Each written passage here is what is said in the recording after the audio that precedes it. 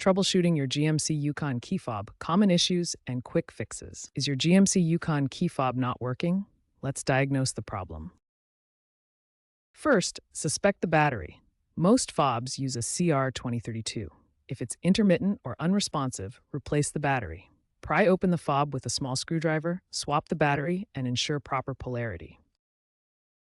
Second, try a relearn procedure. For 2015 to 2021 models, enter the vehicle with a working key, cycle the ignition, and press the lock-unlock buttons in sequence.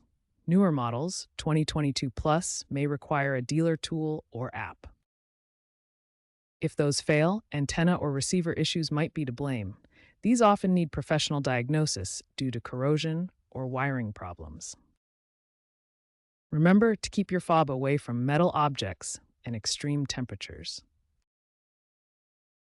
When battery replacement and relearn procedures don't resolve key fob issues, the problem likely lies with the vehicle's antenna or receiver module.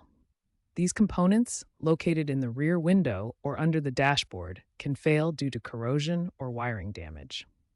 To diagnose antenna or receiver problems, mechanics check signal strength using a multimeter or OBD2 scanner.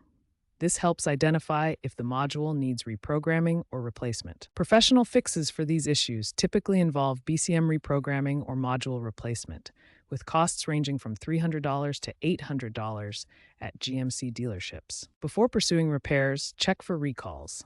ENTSA campaign ID 24V123 addressed faulty key fob receivers in Yukon XL variants, offering free replacements. Looking ahead, GMC is integrating ultra-wideband technology and smartphone app-based access, which could eventually replace physical key fobs entirely. Hybrid key systems combine app access with physical fobs, and environmental trends favor recyclable battery designs for future key components. While DIY fixes work for many issues, complex electronic problems increasingly require professional intervention, with AI-assisted diagnostics becoming available through GMC's mobile apps.